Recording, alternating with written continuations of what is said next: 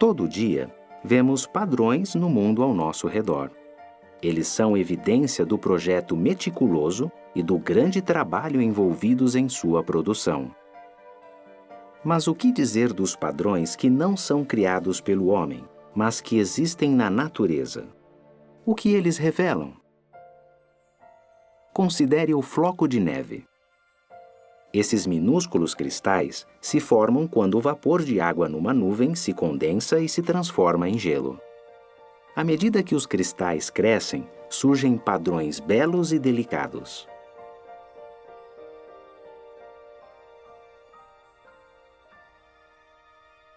Analise o padrão de um único floco de neve. As ramificações cristalinas se dividem de novo e de novo em tamanhos cada vez menores. Matemáticos que estudam esse conceito de autossemelhança usam o termo fractal para se referir a uma estrutura com padrão consistente e que se repete em múltiplas escalas. Em que outras coisas na natureza existem padrões fractais? As árvores podem ter certo grau de autossemelhança. O tronco se divide em galhos, que se dividem em ramos, em brotos e assim por diante. Vemos um tipo parecido de padrão fractal nas folhas de uma samambaia. Um tipo diferente de padrão, mas que também é fractal, pode ser visto na concha do náutilo.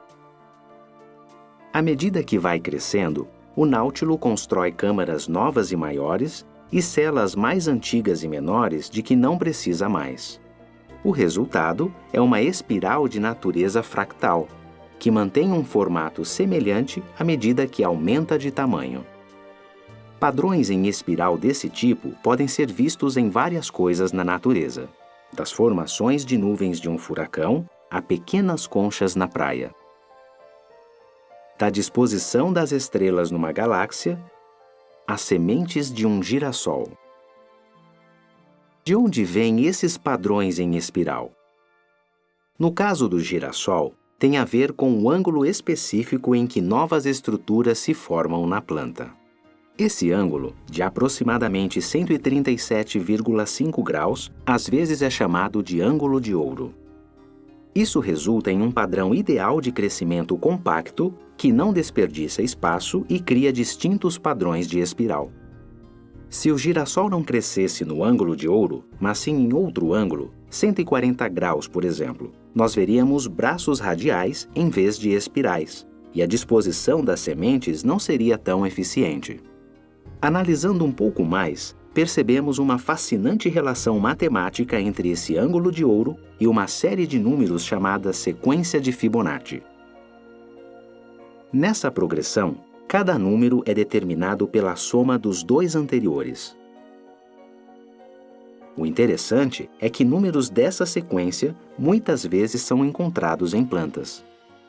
Este girassol tem 34 espirais numa direção e 55 na outra. Esses dois números fazem parte da sequência de Fibonacci.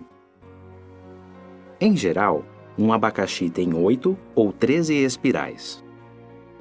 As flores com padrão de crescimento em espiral muitas vezes têm um número de pétalas da sequência de Fibonacci.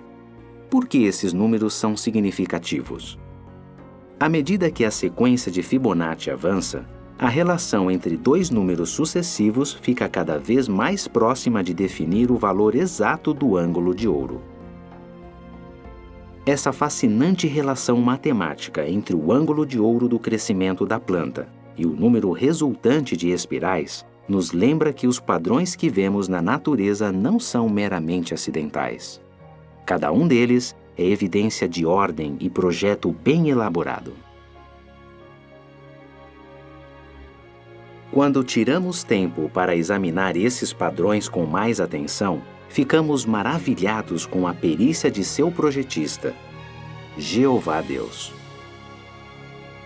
Pois as suas qualidades invisíveis são claramente vistas desde a criação do mundo em diante, porque são percebidas por meio das coisas feitas.